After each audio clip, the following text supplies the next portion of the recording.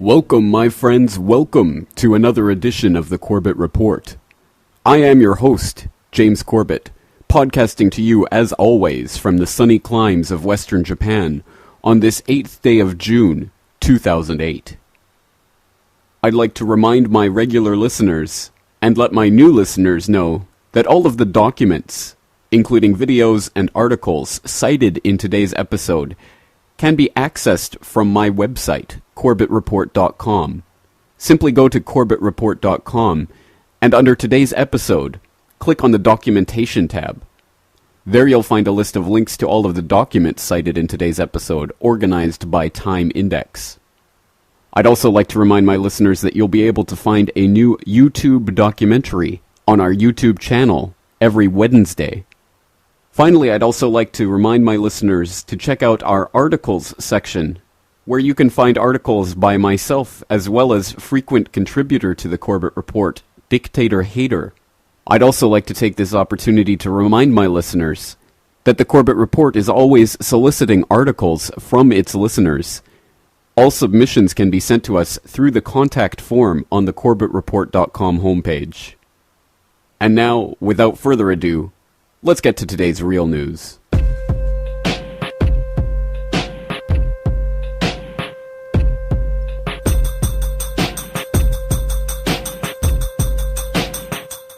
Our first story today comes to us from centerdaily.com, Thursday, June 5th, 2008. Bilderberg announces 2008 conference. The 56th Bilderberg meeting will be held in Chantilly, Virginia, USA, 5th to 8th of June 2008. The conference will deal mainly with a nuclear-free world, cyber-terrorism, Africa, Russia, finance, protectionism, US-EU relations, Afghanistan and Pakistan, Islam, and Iran. Approximately 140 participants will attend, of whom about two-thirds come from Europe and the balance from North America. About one-third is from government and politics, and two-thirds are from finance, industry, labor, education, and communications. The meeting is private, in order to encourage frank and open discussion. Bilderberg takes its name from the hotel in Holland where the first meeting took place in May 1954. That pioneering meeting grew out of the concern expressed by leading citizens on both sides of the Atlantic that Western Europe and North America were not working together as closely as they should on common problems of critical importance. It was felt that regular, off-the-record discussions would help create a better understanding of the complex forces and major trends affecting Western nations in the difficult post-war period. The Cold War has now ended, but in practically all respects there are more, not fewer, common problems, from trade to jobs, from monetary policy to investment, from ecological challenges to the task of promoting international security. It is hard to think of any major issue in either Europe or North America whose unilateral solution would not have repercussions for the other. Thus, the concept of a European-American forum has not been overtaken by time. The dialogue between these two regions is still, even increasingly, critical. Our second story comes to us from prisonplanet.com, June 6, 2008. Hillary and Obama in secret Bilderberg rendezvous. According to news reports, Barack Obama and Hillary Clinton went out of their way to hold their long-awaited private meeting in a very specific location, not at Hillary's mansion in Washington, but in Northern Virginia, which also just happens to be the scene of the 2008 Bilderberg meeting. Obama's spokesman Robert Gibbs told the media that Obama and Clinton held a private meeting last night, but he refused to disclose where it had taken place, except that it was not at Clinton's home in Washington, as had been widely reported. Hillary campaign managers also refused to discuss the location of the rendezvous. Reporters traveling with Obama sensed something might be happening between the pair when they arrived at Dulles International Airport after an event in Northern Virginia, and Obama was not aboard the airplane, reports the Associated Press. Dulles just happens to be walking distance from the Westfields Marriott Hotel in Chantilly, where Henry Kissinger, David Rockefeller, and the rest of the Bilderberg globalists are convening. Our final story comes to us from Infowars.com, June 7th, 2008. Conspiracy of silence. Corporate media refuses to cover Bilderberg confab. Fire up the Google News search engine and enter Bilderberg and check out the results. Not one corporate media source, not the New York Times, the Los Angeles Times, the Washington Post et al., deemed it appropriate to mention, even in passing, the 56th Bilderberg meeting in Chantilly, Virginia this week. The American Friends of Bilderberg, described as an offshoot Bilderberg front group that has accepted donations from the Ford Foundation to fund Bilderberg meetings, and a secretarial outpost through which Bilderberg conferences are organized, issued a press release this year, but the corporate media did not follow it up. On its face, it makes no sense that the corporate media would ignore and fail to report a confab comprised of newsworthy royal elites, chancellors, prime ministers, presidents, ambassadors, secretaries of state, Wall Street bankers and investors, CEOs of transnational corporations, and corporate media executives. It makes no sense. That is, until you realize the corporate media is owned and directed by this very same elite. In the past, darlings of the corporate media have attended Bilderberg meetings, including the late Peter Jennings of ABC, Joseph C. Harsh of NBC, the liberal Bill Moyers of PBS, the conservative William F. Buckley Jr., Robert L. Bartley of the Wall Street Journal, the neocon William Kristol, Thomas L. Friedman of the New York Times, the late Katharine Graham of the CIA's favorite newspaper, The Washington Post, Leslie Stahl of CBS, and many others. Many are also members of the CFR and the Trilateral Commission.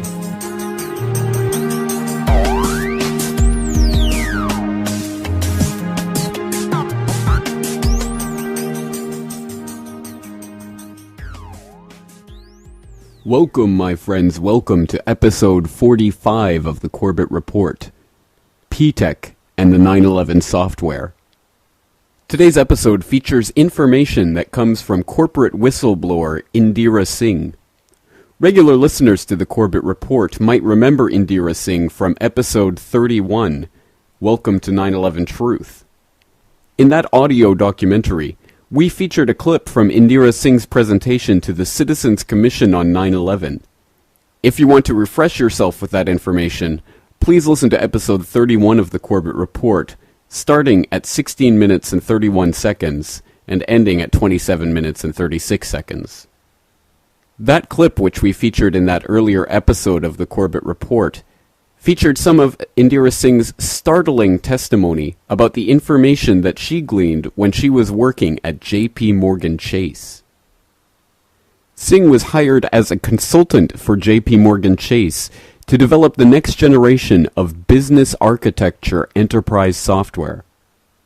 The software she was seeking to implement at J.P. Morgan Chase, one of the largest financial institutions in the world, was specialized cutting-edge risk architecture software that would essentially be artificially intelligent and capable of scanning through the millions of transactions taking place across the J.P. Morgan Chase institution in real time, monitoring these transactions for suspicious activity such as rogue trading, and would then be able to alert the proper people within the JP Morgan institution to the problem, and potentially even stop the transactions from taking place. The importance, sensitivity, and sophistication of any such software necessarily led Ms. Singh to seek out the true leaders in the enterprise architecture software industry. Her research and due diligence into the issue led her to a company called Ptech. As the senior risk management consultant for one of the largest financial institutions in the world, Ms. Singh knew to trust credible, proven sources of third-party software. That's why Ptech's roster of clients immediately put them in the top echelon of software providers. Ptech's clients included some of the most sensitive organizations and agencies in the United States government, including NATO, the U.S. Armed Forces, Congress, the Department of Energy, the Department of Justice, the FBI, Customs, the FAA, the IRS, the Secret Service, and the White House. This sterling roster of clients made Indira Singh very eager to take a look at Ptech's software. However, when the Ptech representatives arrived at the J.P. Morgan Chase offices to display and present their software, Ms. Singh knew there was something wrong right away. Today we're going to do something that we haven't done since episode 20 of the Corbett Report, which featured a presentation by Webster Tarpley on the 9/11 drills. Regular listeners to the Corbett Report will remember Webster Tarpley's lecture from episode 20 on the 26 war games and drills that Webster Tarpley has identified as taking place on or around 9/11 that directly affected the U.S. Air Force's ability to counteract the hijackings that day. That was one of the key talks to get people into the deep research through which they can come to a more informed understanding of the operational aspects of 9/11 as an inside job. Likewise, the interview that we're about to present with Indira Singh gives a more informed, more detailed account of what was really taking place on 9/11 and the software that was used to help bring that about. This is an extremely important interview for anyone interested in the serious, deep research into 9/11 and is an excellent starting point from which to begin a deeper investigation of that day. I heartily recommend that my listeners check out this interview in its entirety, and again, please go to the documentation list on CorbettReport.com for a link to the original source file of this audio interview so you can listen to it in its entirety. Today I present an extended audio extract from this interview, conducted by Bonnie Faulkner of KPFA's Guns and Butter in 2005. This extract begins with Indira Singh explaining what happened when Ptech arrived in her office. Well, they came a little late. Immediately there were some issues with how the day would proceed. For instance, they showed up without the agreed-on software in hand. The most important thing about it is that their chief scientist, Dr. Hussein Ibrahim, came. He's an Egyptian-American, and he had a very good reputation in the field, very bright, someone you would like working with, very knowledgeable. But they had showed up without the software, and what I had done was isolated a workstation, took it off the net. After all, we were testing whether the software would meet our criteria, and if I had said it did, then that would be a big deal if it subsequently couldn't. So I needed to start with an out-the-box version of Ptech. They didn't bring that, and Dr. Ibrahim said, that's not a problem. We can develop the demo on his laptop. And if you know anything about these things, that's like a no-no, because at the end of the day, he's walking out the door, and I don't have anything. And he's walking away with pretty much enough of how we're thinking about doing operational risk. Now, operational risk is about how to spot bad things that are going on in a financial institution, things like rogue trading, money laundering, and so on and so forth. And it's very subtle. Our intellectual property, at least what JP Morgan was hiring me for, was to think innovatively out of the box for the next generation. How do you proactively design a blueprint to spot these things? And that's pretty big. People are smart enough to get an idea, oh, they're thinking of going down this road. That's a big deal. So I was a risk person, so I'm very aware of not to expose our intellectual property or that of the company I am consulting for. I'm very protective of that. So they showed up without the software, and that was a huge enough red flag that I began paying attention to them. A couple other things went on, and within half an hour I just walked over to the same people who had recommended them and began calling, and I said to one of them, I have the Ptech people here. And the reaction was not the reaction I would have ever expected. It was, what are they doing on site? And I said, well, you recommended them. And they said, no, you should have come through a distributor, an American distributor. And I said, JP Morgan reserves a right to work directly with the company, and besides which they are a preferred vendor of IBM. They're a preferred vendor program, and that's the way we work. We don't work through small distributors. If we're going to go with this software as a standard, we're going to go right to the source and make the agreements there. So I said, what is the problem? And basically this person said, don't let them out of your sight. And that's when my stomach sank. So you have to understand how all of a sudden I'm beginning to see these people in a different way, because when they said, don't let them out of your sight, I have a Middle Eastern company there, and we're taught not to discriminate, and that was not something that I was about to do. And to prove that they were there being evaluated. So that is never, going to be a bone of contention, although later people made that an issue. But if I had a problem working with a Middle Eastern company, they would have never been there in the first place, much less before Ground Zero closed. And no problem whatsoever having them up there. I like the idea.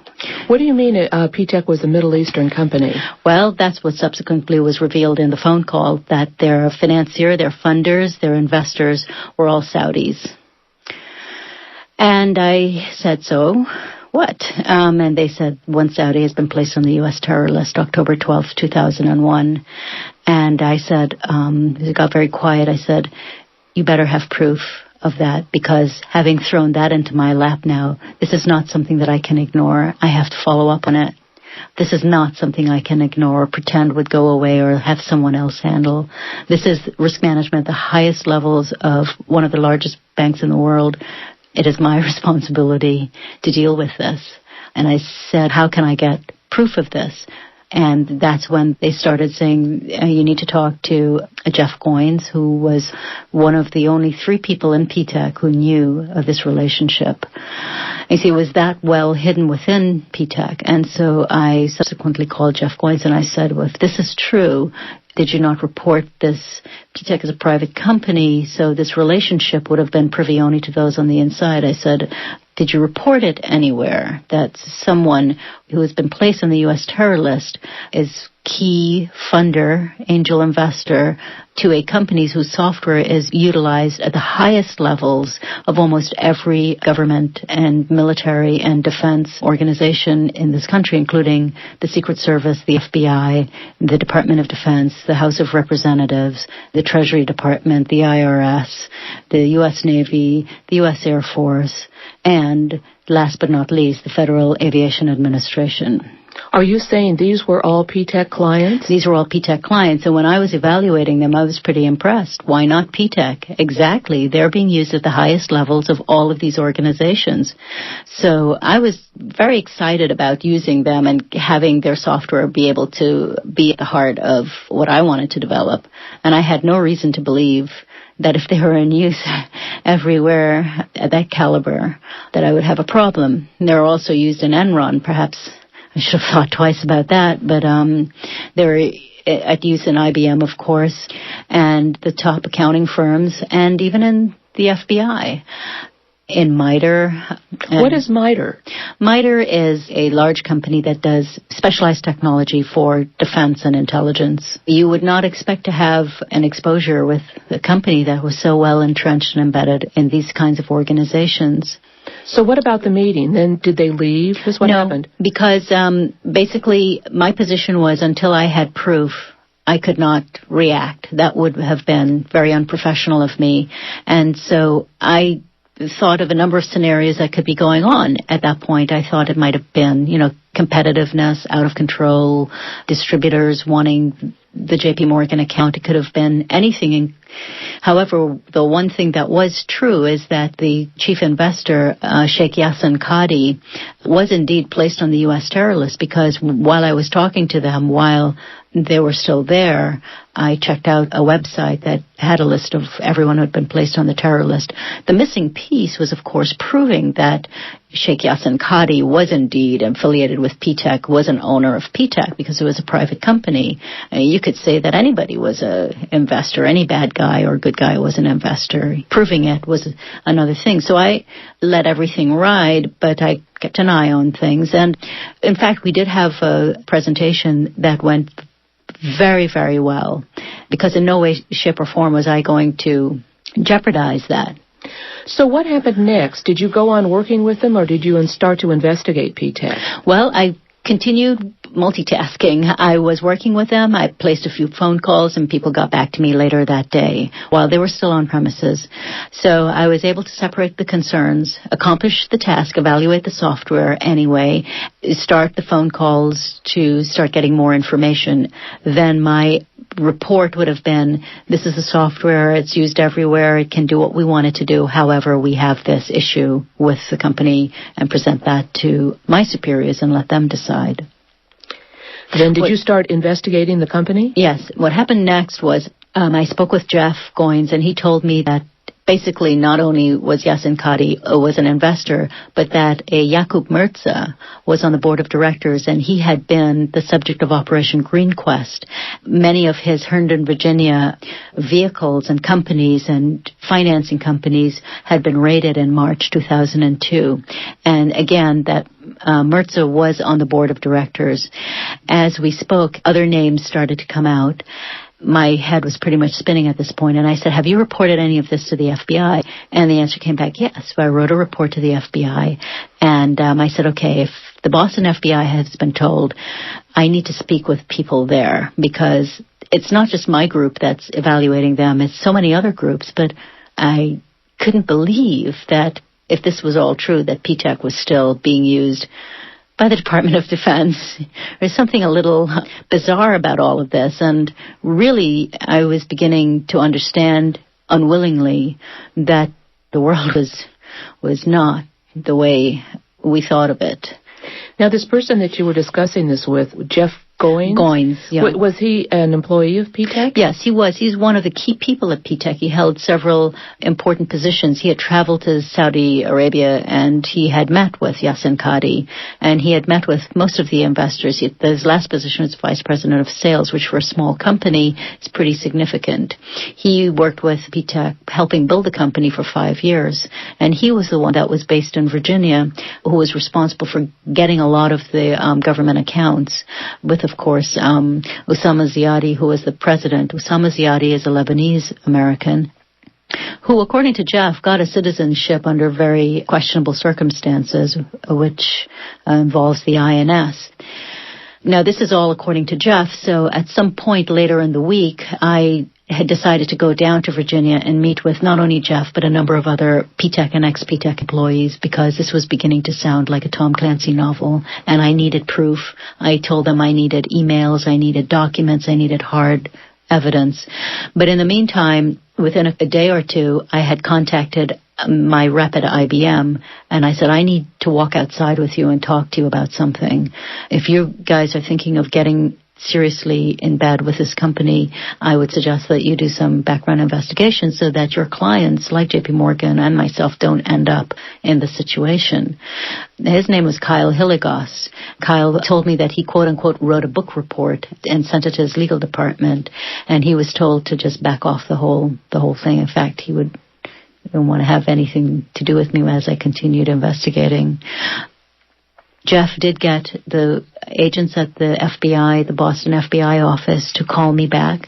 And with Kyle listening in, so it wasn't just me reporting on what Jeff had said, we spoke to the FBI agent who had picked up the information that Jeff had reported on Ptech when Yassin Qadi was placed on the terror list in October 2001. Remember, this is 8 or 9 months later. So my question to him is, if you have an investigation that's ongoing, that's fine, and we don't want to get involved with it or impede it in any way. But in the meantime, this country's infrastructure is seriously exposed, and I cannot, if any of this is true, cannot, and I need some evidence, something that you can give me to hang my hat on it when I report this, that this is true, that this isn't just someone making a terrorism report, that you know that this is true. And basically what he said is, Indira, you're in a better position on the outside to get the proof that's needed than I am. And I asked him to check with his supervisor. I said, do you understand how serious this is to have a company with this alleged terrorism connection at the highest levels of corporate America and the U.S. infrastructure? And I said, if you don't know, we need to make you aware of this. He apparently went to a supervisor, and the supervisor had said that the position wouldn't change. Now, the Boston FBI office, you can check this out, was rated as one of the worst in terms of corruption, and I believe the Whitey Bulger incident, the connections between the FBI and the mafia have been, how should I put it, extremely well explored in the Boston FBI office. The ex-governor of Massachusetts, I believe.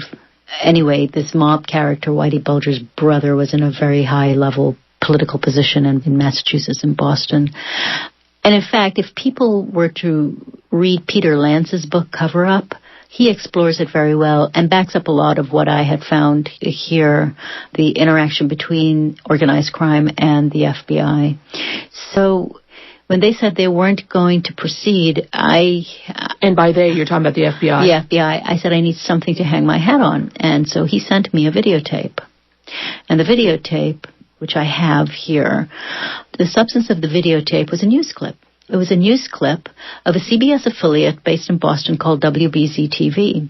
And their investigative reporting team, the I-Team, which was led by investigative reporter Joe Bergantino, had investigated a number of Middle Eastern men who were sought after 9/11. They were affiliated with Muslim Islamic terrorism financing charities. He had created this clip to show the connection between the 9/11 terror attack and the financial vehicles that were supposedly used to fund it. And what he did was very interesting. The I-Team connected Care International, not the big Care International, but something called Care International that was based in Boston, all the way back to Al-Qifa, which was the financing vehicle at the center of the World Trade Center bombing in 1993, all the way back to something called Maktab al-Khidmat, which means the office, which was a financing vehicle that was set up by the CIA for the Pakistani ISI back in the days when Osama bin Laden was America's fair-haired boy and was on our side fighting with the Mujahideen, fighting the Soviet Union. So the question to me was, my goodness, when I saw the videotape, what is Maktab al-Khidmat doing being run out of Ptech on 9/11? And the reason I say being run out of Ptech is that the faces in the videotape were the faces of core employees at Ptech. Now remember, this is a small company. There were only one or two people who had access to the source code in Ptech, and that is a very trusted position, and he was one of them. His name is Suhail Laher. The people who started Care International, some of them were actually on an FBI terror watch list prior to 9/11 in Boston. What do you mean by the source code? Well, all software products has some group or organization or person writes code that is then packaged up, and for instance, the word processor in your desk, the spreadsheet, and so on and so forth, the browser, is all written in some sort of code. Those are the keys to it, and if you wanted to improve it, add new functionality, you would change the original code and add new functionality and then repackage it and send it out there. So whoever had access to the source code of Ptech, that was where the value was. If you lost the source code, you essentially lost the product for all intents and purposes, marketing point of view. So only one or two people would have access to the source code. It would be like having the formula for Coca-Cola, basically. Now, let's go over that a little bit again. Now, you were talking about the Care International and some other funding groups that have been, funding international terrorism. That's correct. And also have been funded by the CIA? Well, the roots of Al-Qifa and Care International, if you look at it, were way back in the late 80s, around the time of Iran-Contra, for instance. Maktab al-Khidmat was set up so that monies could be passed to Osama bin Laden and the Mujahideen when they were fighting the Soviet. Now, I won't go into a lot of detail, but it ended up that Osama bin Laden took that over and was running Al-Qaeda through that. The connections to the Pakistani ISI still stood. The connections to the CIA still stood, not in the way that was originally set up, but through a black or a gray operation that had been later confirmed to me. At the end of the day, when I was finished with certain parts of the investigation, it was clear to me that there's no way Ptech could have done all of this without a lot of inside help. And that's what I began focusing on, that it was a cutout, that it was a front. Was it a regular CIA front? Was it a clandestine front? What was it?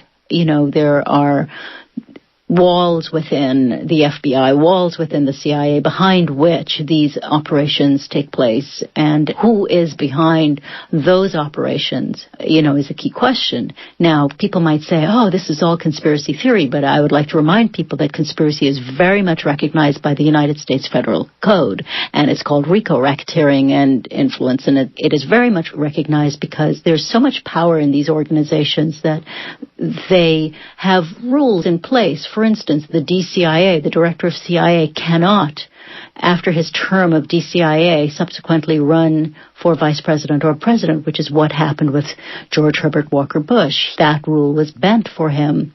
He went on from being the DCIA to running for vice president. That's a no-no. I'm speaking with 9/11 whistleblower and risk technology architect Indira Singh. Today's show, Ground Zero 9/11, Blueprint for Terror, Part 2. I'm Bonnie Faulkner. This is Guns and Butter.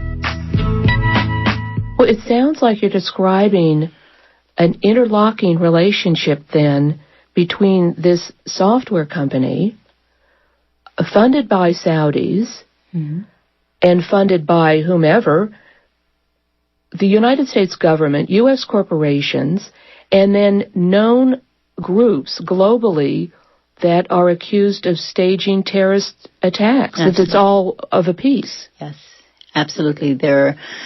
And one of the things I want to say is maybe those organizations don't fully know who their masters are. And Ptech is the one thread, the one golden thread you pull on. All of this is unraveled because it goes into the corporations, it goes into these government entities, it goes into the terrorism financing entities that none of which have been, oh, by the way, taken to task. And there are just so many questions about what does this all mean? And as I investigated further, we found that the origins of Ptech were very interesting. Where did this company come from, obviously, is the first question. And how did they get to be so powerful? Who were the people? Who were the organizations that brought them in? Who knew? Who gave them the power? Who, for instance, signed off Ziadi's U.S. citizenship without doing background checks? Who said that they had a bad feeling doing that? Who gave them influential... I remember that Ptech's competitors, U.S. companies, were extremely annoyed at the fact that they could not get equal time, that all the plum contracts were going to a foreign-owned company. And I said, well, did you know they were foreign-owned? And if they're foreign-owned, they couldn't get certain classified projects. And he said, Indira, everyone knew. Some of the competitors said everyone knew that they were Saudi-owned, and that meant that they got favorable treatment in Capitol Hill. And I said, well, are you saying that they just got favored treatment, or if there was something more going on, they wouldn't answer? Their lawyers instructed them not to answer, so they knew a lot of what was going on. Who were you talking to about this? Well, in one particular case, I was talking to one of their competitors, Popkin Software. And, I have no problem naming names because I think that in the memory of 3,000 U.S. civilians and worldwide civilians who were murdered, if we are going to wage wars and spill blood around the world, we ought to take a look at this and just have the truth come out. Because the truth has not come out. There's been a lot of speculation, there's been a lot of innuendo, but there hasn't been hard proof. And Ptech is the one situation where you can get hard proof. When we investigated Ptech and the people behind it, where they came from, we found out that one of the founding members was a man by the name of Solomon Bahari. He was one of the founding directors, and he had put together a vehicle called BMI, which stands for Baitul Mal. Now, BMI was, identified as being involved with terror financing, but this is just not going to be the Muslims hate America. That's not what it is. There is something else going on here. They're being used as a tool, just as the good people of the United States are being used, are being misled into and frightened and terrorized into, if we don't wage these horrific wars, our way of life will be over. Who benefits from that? What else did your investigation of Ptech turn up? Didn't you meet with several employees or former employees of Ptech? Yes. It goes back to when all of this was being revealed to me. Now, this is the last week of May 2002. The last day, or June 1 or so of 2002, lo and behold, out of nowhere, the Chicago FBI enters the picture. We have Agent Robert Wright, the Chicago FBI, who's giving congressional testimony, and he stands on the steps of the Capitol, bursts into tears, apologizes to the 9/11 families, the victims, that he didn't do everything he could to prevent 9/11 from happening, that his investigations were repeatedly shut down. And I almost fell over, because he announced that his investigation was the investigation into Yasin Qadi, this same Sheikh Yasin Qadi who was the money man behind Ptech. And you could not ask for a more direct connection to 9/11 than that. I will even discount the fact that some ex-Ptech employees told me that when I went to see them, I presented all the terror list faces and whatever, and they had indicated that they had seen some pass through Ptech. In fact, one or two had mentioned that they thought one of the hijackers had actually passed through Ptech.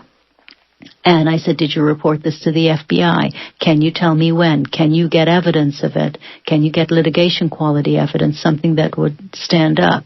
Whatever you can get, give it to me. Make copies. Give it to the FBI. I still thought they were on our side. The FBI, you mean?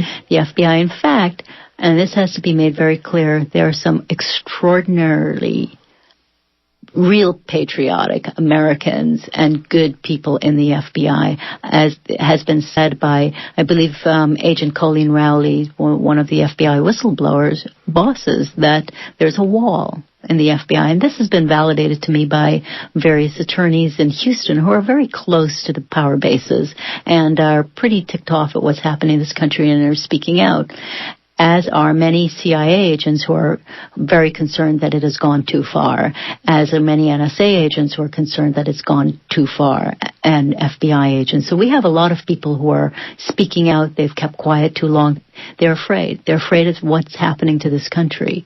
And when I say the Third Reich, what is happening to this country, they say, and I will identify they, if pressed, they say will make the Third Reich look like a Tea Party. I guess we have that many more billion people to control on this planet. And when you say they say, are you referring to people that you've spoken with in the FBI? Absolutely. Within the FBI, within the CIA. One of the things I didn't want to have happen is that when Ptech was finally raided in December 2002, something that took all of 6 months, a tremendous amount of agony to have happen, the White House, Ari Fleischer, spun it to find sugar that day. He said, oh, there's nothing wrong, nothing here, nothing to see here, everything's fine. So they did a token raid, and that was basically it. But everything that I have done since that time has been for one reason and one reason only, that there may come a time that people will find the trail to Ptech, and it won't be hidden or buried. I've kept it alive. Whether they renamed their company and moved on, I want to keep the names, the details, everything alive, no matter what I have to do, so that should there come a time for justice and accounting for 9/11 and for what's happening in the world today, it makes it easier for other people to unravel the truth. So I have gone to the mainstream press. I've gone to people on the left, on the left, on the right of right, and I've talked to them face to face and said, this is wrong. Whatever your political inclinations, this is wrong. This is criminal. This is murder. This is worldwide atrocity. And I have reached some very good people on the left and on the right who are willing to speak out about Ptech. I've contacted the alternative press. The alternative press has, very much like the Nine Blind Men and the Elephant, they touch a piece of Ptech, they understand it, and they say, well, this fits my theory of how things went wrong. I have no problem with that, because the facts are the facts. If someone wants to spin it to fit their particular viewpoint, for instance, from the Wilderness has said that, well, the software that's in Ptech is very much like PROMIS, the Prosecutor's Management Information System that has a whole cargo cult behind it of these legendary capabilities. Well, maybe back in the 80s and 90s it was legendary, but today you can do pretty amazing things with software. It's not a big deal. But anyway, from the Wilderness and Mike Rupert, for instance, thesis was that Dick Cheney was running an alternate command and control center that day, confusing everyone. And in fact, there were 4 war games that were going on 9/11. And who knows why the fighters weren't scrambled in time? Who knows all of this? In fact, the fighter to Pennsylvania was scrambled in time because we have firsthand proof, whistleblowers within the correct organizations that was shot down.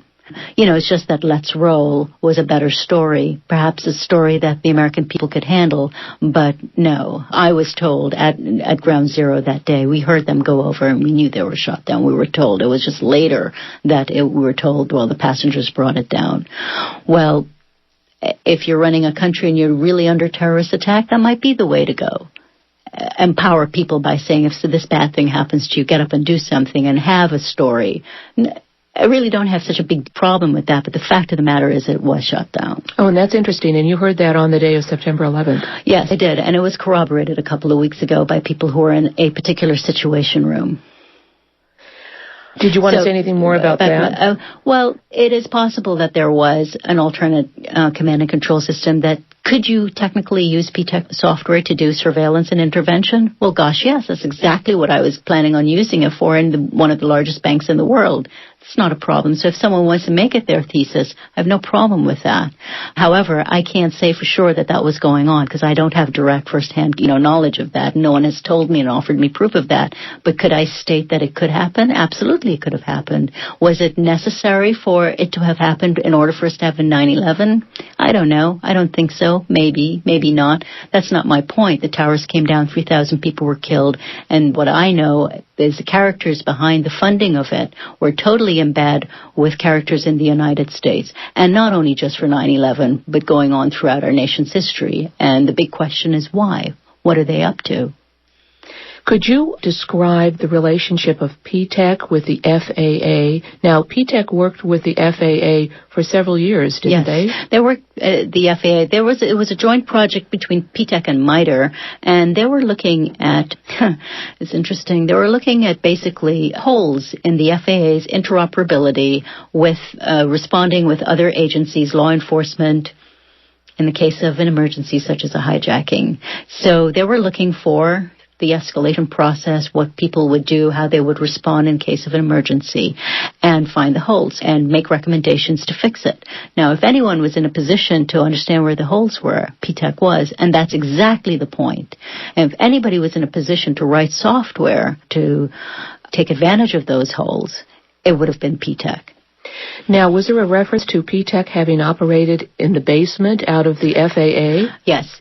Now, typically, because the scope of such projects are so overarching and wide-ranging, when you are doing an enterprise architecture project, you pretty much have access to how anything in the organization is being done, where it's being done, on what systems, what the information is, and you pretty much have carte blanche. If it's a major project that spans several years, the team that comes in has literally access to almost anything that they want because you're operating on a blueprint level, on a massive scale. So, yes, they were everywhere, and I was told that they were in places that required clearances. I was told that they had log-on access to FAA flight control computers. I was told that they had passwords to many computers that you may not on the surface think has anything to do with finding out holes in the system. But let's say you've said, okay, you isolated a part of a process of notification process that was mediated by a computer and you wanted to investigate it further, then you would typically get log-on access to that computer. And from that back upstream or downstream, so who knows? From my own experience, I could have access to almost anything I wanted to in JP Morgan Chase. And didn't, for the reason if anything went wrong, I didn't want to have the access. But if you were up to no good as an enterprise architect with such a mandate, you typically could have anything you wanted, access to anything. What do you think of the claim by the so-called 9/11 Independent Commission and the testimony before it in their report? The intelligence agencies didn't know how to talk to each other. What did you think of their so-called report? Completely flawed. Governor Kaine was the second choice for the head of the commission. I believe Henry Kissinger was the first. Governor Kaine had, oh, by the way, done business deals with BMI, Solomon Bahari, Ptech, none of which came out, which he should have volunteered and either recused himself as being ahead or have it out there in the open. There were 3 other members of the commission who had similar kinds of relationships in the past. And they were all on the team. But their findings were so flawed. They're using an excuse. Yes, there are interoperability communication issues in any organization. Yes, they are. But in the case of an emergency, it doesn't get that bollocksed up. Unless, of course, Rupert is right and Cheney was running interference somewhere or someone was running interference or whoever. We don't know. But there were 4 war games, 4 simulations going on the morning of 9/11. And I just want people to remember that the whole nature of what MITRE, which is also, they developed software for intelligence, which includes the CIA, MITRE and Ptech, would have, if they were going to test whether they had fixed these holes, would have probably run a simulation. I don't know that they did, but that's how we do things. But there were 4 of them going on. So was there room for confusion? I don't think these people were stupid. I think they were deliberately confused, if anything. Well, we know very well that there was a simulation of the very event taking place during the event, yes. Right? Yes, there was. And I believe there's proof there was more than one, just in case the first one didn't confuse people enough.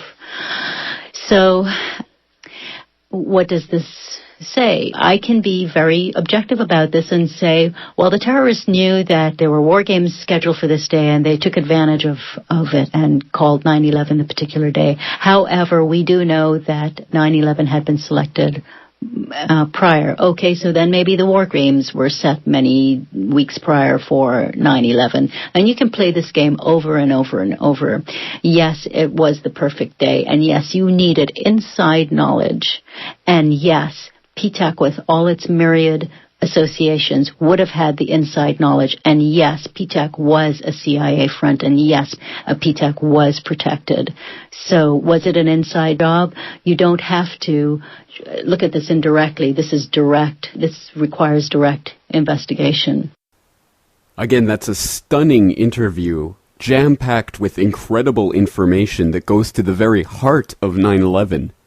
And I suggest that people who find this information important and find the controlled corporate media's complete blackout on this information reprehensible do their own part to get this word out by spreading the word about Indira Singh and this breakthrough interview. Remarkably enough, considering the bombshell information provided by this corporate whistleblower, Indira Singh, about this company, which actually operated in the basement of the FAA with complete and total access to every operational detail, including their management of interoperability systems with NORAD that could have directly affected the response of NORAD on 9/11. Absolutely nothing has resulted from the FBI investigation of this company and its links to terror. One of the ridiculous PR pieces put out by the Mass High Tech Business Journal comes from Friday, August 22nd, 2003, and it's entitled Wherewithal, Wrongly Suspected Ptech CEO Bounce Back Slowly. The article reads in part, Osama Ziad's business has suffered millions in losses this year, none of which can be attributed to a limp economy. His lost millions can be attributed to his devastated professional reputation due to a bogus tip to federal investigators and ensuing bad press. Really bad press. On December 4th, Ziad's business, Ptech, had been recognized as one of the top 10 companies that matter by KM World for 3 years running, as well as one of the fastest-growing tech companies in New England by Deloitte & Touche. Ptech is a global supplier of software that helps clients visualize and analyze tech infrastructure and builds models for business planning. Clients include governmental agencies such as the FBI, the IRS, the Federal Aviation Administration, and the Secret Service. Business was good until December 5th, when Ptech was visited by federal investigators acting on a tip that a company investor had links to Al-Qaeda and that Ptech may have designed a back door in its software allowing terrorist entry to the above-named clients' databases. Ziad cooperated, saying he had nothing to hide, while the government took measures to come late at night, in the hope that its visit would be stealthy. It wasn't. The following day, Ziad opened the newspaper and saw his photo next to a story describing a raid on Ptech to investigate possible terrorist links. He became really scared. "It was a nightmare. I took my family out of the house immediately," he says. "I thought, what if someone comes to my house? I was in a bad situation." It would be 30 days before he'd sleep through the night. In the meantime, he had to lay off a dozen employees because in the following 2 months, business fell off by $3 million. It seemed many customers didn't want to do business with a perceived terrorist sympathizer, while those who knew Ptech and its founder extended kindness. By March, things started to get a little better. Word came directly from the White House, making official what the feds thought all along, that there is no terrorist connection to Ptech, nor was there ever any backdoor in the software. End quote. Again, that incredible, mindless whitewash article, which provides no evidence whatsoever about the very real links of top Ptech investors to terrorist organizations, was run in Mass High-Tech Business Journal in 2003. Just how ridiculous that whitewash is becomes clear in an excellent article from FrontPageMagazine.com called The Business of Terror by Dr. Rachel Ehrenfeld. This article comes from June 17, 2005, and reads in part, quote, "On May 11, 2005, Muhammad Mubayed was arrested and charged in Boston's District Court for filing false tax returns on behalf of Care International, for which he acted as treasurer. Mubayed was also the customer services manager of the company known as Ptech, a privately owned technology company based in Quincy, Massachusetts. Ptech, which recently changed its name to Go Agile, developed a software, also called Ptech, that was used primarily to develop enterprise blueprints that held every important functional, operational, and technical detail of a given enterprise. Mubayed is only the latest of Ptech's top investors and managers to run afoul with the law. Mubayed personifies the interlinks of the complex infrastructure which were established by Al-Qaeda and other Islamist organizations in the U.S. But Mubayed was not arrested for his connection with Al-Qaeda. Rather, he was charged for making false statements and conspiring to defraud the U.S. by misrepresenting CARE's activities, which involved the solicitation and expenditure of funds to support and promote the Mujahideen and Jihad, including the distribution of pro-Jihad publications.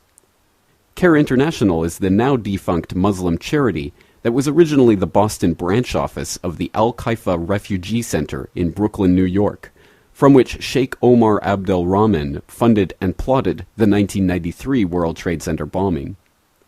CARE International was already publicly identified as supporting Al-Qaeda back in 2002, yet it remained open, and several of its employees worked and or were affiliated with Ptech. Ptech was raided by the FBI on December 6, 2002, following a tip from an employee who suspected that the company was connected to the 9/11 attacks. Indeed, on October 12, 2001, Yassin Al-Qadi, Ptech's top investor at that time, was listed by the U.S. government as a specially designated global terrorist for his support of Al-Qaeda. Al-Qadi invested at least $18 million directly in Ptech, $5 million through the Isle of Man, and $9 million indirectly through BMI, a now defunct New Jersey-based Islamic investment firm with connections to other members on Ptech's management and investors. Al-Qadi also transferred $2 million to Ptech from Switzerland between 1997 and 2000, according to Swiss investigators. Al-Qadi's businesses extended throughout the world and included banking, diamonds, chemicals, construction, transportation, and real estate. It would be hard to find a more strategically placed individual to advance the agenda of al-Qaeda or any other terrorist organization. Qadi is still at large, and according to recent media reports, expanding his business in Asia. The identities and connections of some other Ptech investors and managers should have also raised a red flag. Even Ptech removed from its website the names of several board members and or their affiliations after a Wall Street Journal expose on December 6, 2002. End quote. All of that carefully researched article is backed up by another article, also incredibly well researched and definitely worth looking into, from the AmericanMonitor.com. This article is from January 16, 2007, and is headlined, Ptech Owners' Assets Confiscated in Albania.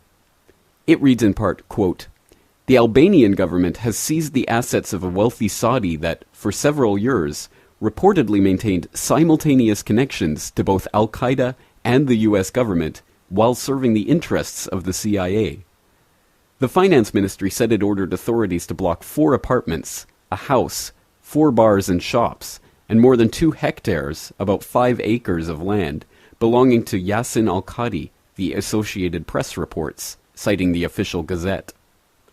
Yassin al-Qadi, the owner of the property according to the U.S. Treasury Department, heads the Saudi-based Muwafaq Foundation, an al-Qaeda front that receives funding from wealthy Saudi businessmen.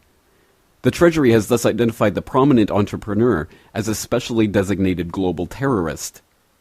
Despite his alleged affiliations to terrorism, al-Qadi has maintained concurrent contracts within influential Washington circles. Despite his alleged affiliations to terrorism, al-Qadi has maintained concurrent contacts within influential Washington circles. In fact, prior to being publicly connected to money laundering and terrorist financing, al-Qadi regularly spoke of his relationship with Vice President Dick Cheney. Al-Qadi, who has been identified as one of Osama bin Laden's chief money launderers, owned a prominent U.S. technology firm and alleged CIA front known as Ptech. He also escorted U.S. officials around during their visits to Saudi Arabia. As reported by the Associated Press, al-Qadi allegedly worked with Osama bin Laden to provide support to terrorist networks in Albania, prompting the recent confiscation of his assets in that country. According to the Associated Press, al-Qadi used 6 different names for the recently seized assets, all of which were in the Tirana area, Albania's capital city. One charity to allegedly launder money in Albania for the al-Qaeda network was Yassin al-Qadi's Muwafaq Foundation. Khalid bin Mahfouz, an extremely influential and wealthy Saudi who established and funded the Muwafaq Foundation, was once the principal shareholder and director of BCCI, a criminal enterprise used by the CIA during the 1980s to funnel cash to Osama bin Laden for the anti-Soviet jihad in Afghanistan. As former DEA undercover agent Michael Levine explained to the New American in 1999, the U.S. armed and funded the worst elements of the Mujahideen in Afghanistan: drug traffickers, arms smugglers, anti-American terrorists. We later paid the price when the World Trade Center was bombed in 1993, and we learned that some of those responsible had been trained by us. Now we're doing the same thing with the KLA. These guys, Levine said, referring to the KLA, have a network that's active on the streets of this country. They're the worst elements of society that you can imagine, and now, according to my sources in drug enforcement, they're politically protected. According to Yusuf Bodansky, director of research of the International Strategic Studies Association, the role of the Albanian mafia, which is tightly connected to the KLA, is laundering money, providing technology, safe houses, and other supports to terrorists within this country. In any case, Bodansky told the New American, a serious investigation of the Albanian mob isn't going to happen because they're our boys. They're protected. This may help explain why, according to FBI whistleblower Robert Wright, his investigation into Yassin al-Qadi during the 1990s was intentionally and repeatedly thwarted and obstructed by higher-ups at the FBI.